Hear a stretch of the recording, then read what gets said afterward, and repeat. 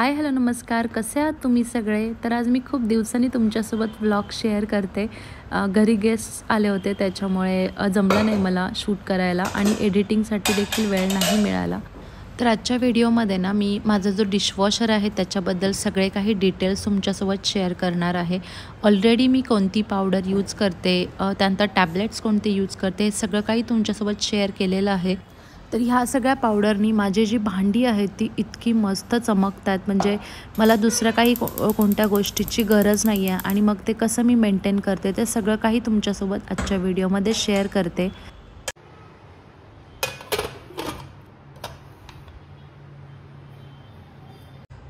तर आरुषला कटलेट्स आहेत ना ते खूप आवडतात, म्हणजे कटलेटसोबत जी काही भाजी असेल ना तर तो पटकन खाऊन घेतो. तर आज आहे ना त्याला म्हटलं थोडे वेगळे करावे, तर मी इथे बटाटा जो आहे ना तो उकडून घेतलेला आहे. बाकी कटलेट्स बनवायला बिलकुल पण वेळ जात नाही, फक्त आपल्याला बटाटा उकडायला जेवढा वेळ जातो तोच थोडा जास्त जातो.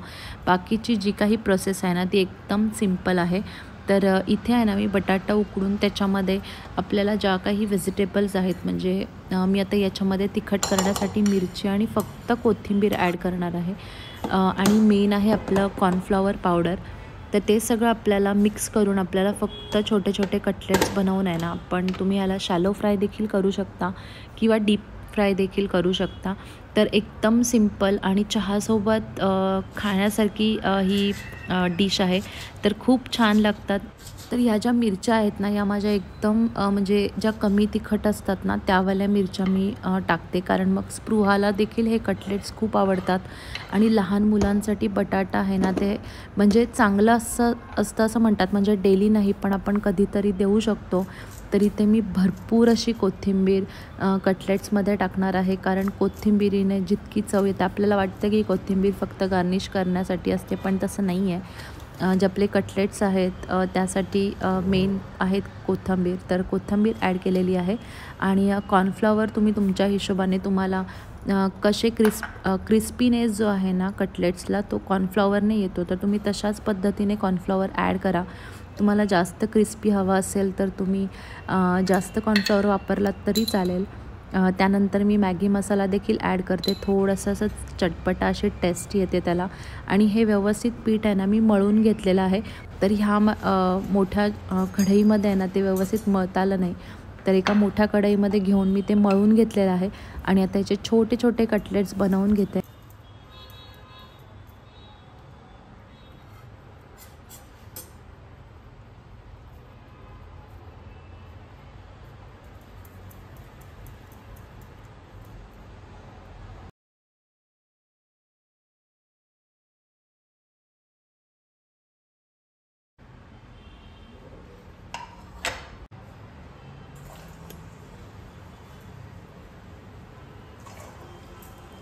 तर हे जे कटलेट्स आहेत ना ते शॅलो फ्राय देखील करतात, पण डीप फ्राय आम्हाला आवडतं सगळ्यांना, त्याच्यामुळे मग मी डीप फ्रायच केले.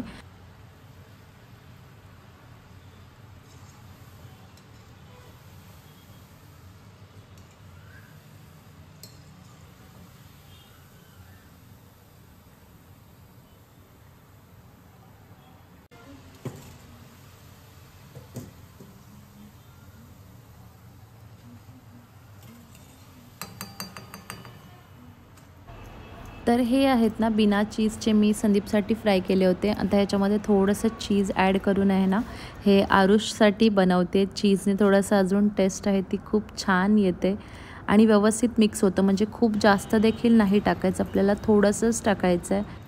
तर नुसता बटाटा होता ना तर ते हाताला खूप चिकटत होतं, आणि चीज टाकल्यानंतर थोडंसं आहे ना कन्सिस्टन्सी चेंज झाली आणि व्यवस्थित गोल बनत होते. तर टेस्टमध्ये जास्त काही चेंज नाही आहे, पण चीझी मुलांना खूप आवडतं त्यासाठी मी चीज टाकते. जनरली माहिती आहे ना आपल्याला जे कटलेट्स असतात बटाट्याचे त्याच्या आतमध्ये भरपूर असा चीज टाकलेला असतो, पण आपल्याला तेवढा नाही टाकायचा आहे. हा एवढा जरी चीज टाकला ना तरी कटलेट्स एकदम क्रिस्पी होऊन जातात.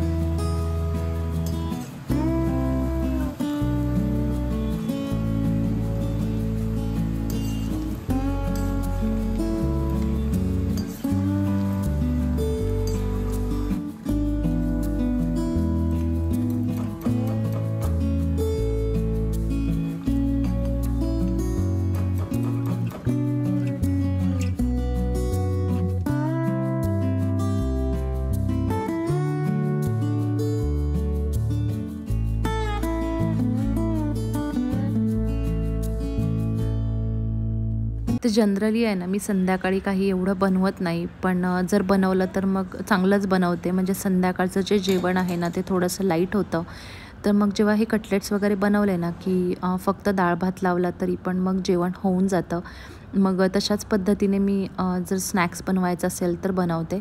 तर इथं आता आम्ही आमचा चहा एन्जॉय करतो आणि त्यानंतर मी दिवाबत्ती करून घेते आणि त्यानंतर तुमच्यासोबत जे काही माझे डिशवॉशरचे डिटेल्स आहेत ते शेअर करते. तर रोज संध्याकाळी देवाला दिवा, पण आता माझा जो दिवा आहे ना तो थोडासा मोठा आहे, त्याच्यामुळे तो अखंड तेवत राहतो. बारीक ठेवून देते मी. आणि रोज संध्याकाळी आहे ना मी अगरबत्ती आणि धूप लावते. तर धूप आहे ना मी घरामध्ये पूर्ण घरामध्ये लावून आहे ना पूर्ण फिरवून घेते घरामध्ये, कारण त्याच्याने मच्छर देखील येत नाही आणि तो जो वास आहे ना त्याच्याने इतकं शांत आणि प्रसन्न वाटतं. आणि पहिले आहे ना मी बाहेर अगरबत्ती लावायची, पण आता मी बाहेर एक धूपदाणी ठेवलेली आहे. म्हणजे तो माझा दिवा होता, पण त्याला आता मी धूपदाणी म्हणून वापरते. तर तो मी त्याच्यामध्ये धूप लावते. खूप छान वाटतं बाहेर देखील. आणि इथे मला एक सेफ्टी डोअर मिळालेला आहे, तर त्याच्यामुळे आहे ना बाहेर लावलेला धुपाचा वास देखील घरामध्ये येतो. आणि कॉर्नरचा फ्लॅट असल्यामुळे आहे ना इथे एक साईडला मला खिडकी मिळालेली आहे. तर ती खिडकी उघडली ना तर हवा जी आहे ना ती सगळी एकदम बाहेर येते आणि इतकं छान वाटतं घरामध्ये. तर घरामध्ये आहे ना जर आपण धूप वगैरे अशा गोष्टी लावल्या, असं म्हणतात की घरामध्ये धूप लावू नये किंवा त्याचा वास खूप स्ट्रॉंग असतो. पण आपल्या पुण्यामध्ये आहे ना सुगंधालय म्हणून शॉप आहे ना, तिथे ज्या काही धूप मिळतात ना त्या इतक्या पण स्ट्रॉंग नाही आहेत. खूप माइल्डचा त्याचा स्मेल आहे. म्हणजे खूप छान वाटतं, प्रसन्न वाटतं घरामध्ये.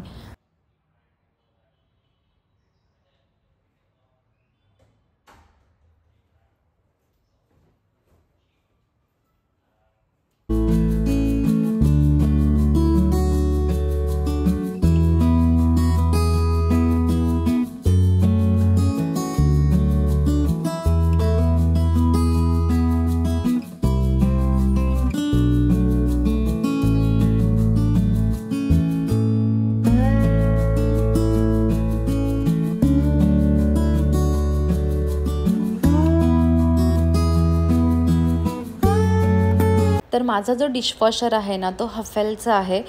हफेलाचे जे डिशवॉशर्स आहेत ना त्याची कॉस्ट तुम्हाला 60 ते 70 हजारापर्यंत जातं.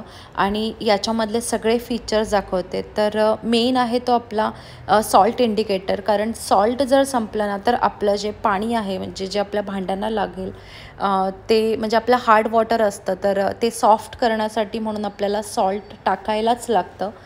तर इथे वरतीच बटन आहे डिशवॉशरचं. आणि इथे मी तुम्हाला फक्त प्रोग्राम दाखवते. तर मागच्या वेळेस मला एक कमेंट आली होती की तुमची भांडी ओली कशी काय.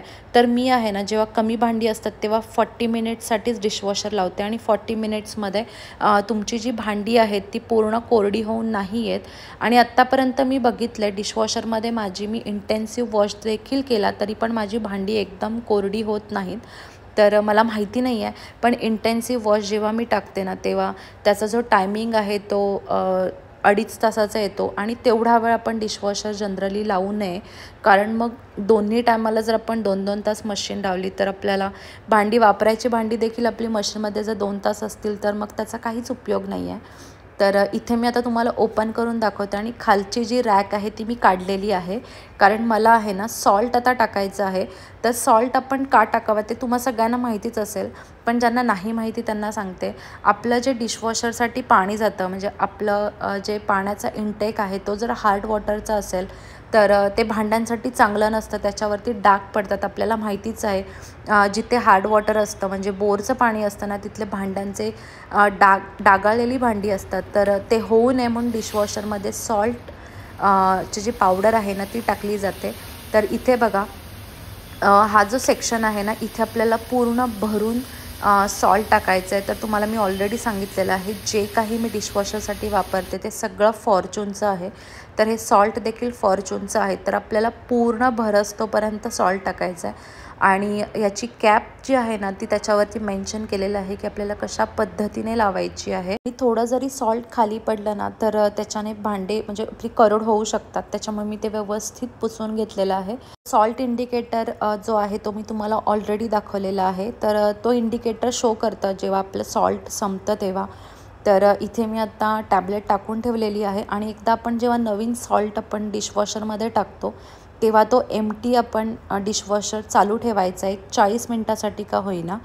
तर इथून आहे ना जी शायनिंग लिक्विड आहे ते आपल्याला टाकायचं आहे डिशवॉशरसाठी, म्हणजे आपली जी भांडी आहेत ना त्यांची जी चमक आहे ती आहे तशीच राहते. तर माझ्या भांड्यांमध्ये इतका फरक पडला आहे, म्हणजे 4-5 दिवस झालेले आहेत मी म्हणजे कॉन्स्टंटली भांडी जी आहेत ती डिशवॉशरमध्ये टाकते. एवढी चमकतात म्हणजे नवीनसारखी सगळी भांडी झालेली आहेत. चहाच्या गाळण्या तर मी ऑलरेडी तुमच्यासोबत शेअर केलेल्या आहेत, पण जे काही आपले पातेले आहेत, कढया आहेत, कढया स्टीलची जी कढई आहे ज्याला तेलकट डाग आलेले असतात ते देखील निघालेले आहेत. तर ॲडव्हान्टेज काय आहे डिशवॉशरचा तो आहे, म्हणजे आता मेडला जेव्हा आपण पैसे देतो तेव्हा तिच्याकडून पूर्ण गॅरंटी नसते की आपली भांडी आहेत ती एकदम चमकावेल, पण तसं डिशवॉशरचं नाही आहे. तुम्ही एकदा भांडी त्याच्यामध्ये टाकलीत म्हणजे जे काही तेलकट भांडी आहेत, आता हे जे माझे सिरामिक्सचे जार आहेत ते तेलाचे आणि तुपाचे आहेत, तर हे एकदम चकाकून निघणार, म्हणजे त्याला ना काही ऑइली स्टेन्स राहणार आहेत किंवा काही आपलं जे तेलकट खूप जास्त वापरल्यानंतर एकदम तेलकट स्मेल येतो तो तर आता हे जे सेरामिक्सचे 2 बरण्या आहेत ना त्या मी टाकून थोडा वेळ मशीन चालू ठेवणार आहे. तोपर्यंत मी इथे तुम्हाला दाखवते की वरचा जो कॅबिनेट आहे तिथे सगळं काही मी डिशवॉशरचे पावडर, लिक्विड, टॅबलेट सगळं ठेवलेलं आहे की तिथून इझिली मला ते मिळून जातील.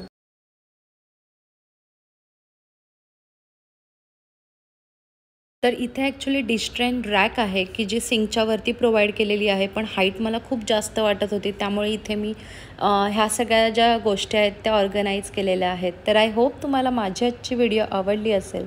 व्हिडिओ आवडली असेल तर लाईक करा आणि तुम्ही चॅनलवरती नवीन असाल तर सबस्क्राईब करा. भेटूया अजून एका नवीन व्हिडिओमध्ये. तोपर्यंत तुमची काळजी घ्या. Take care and bye.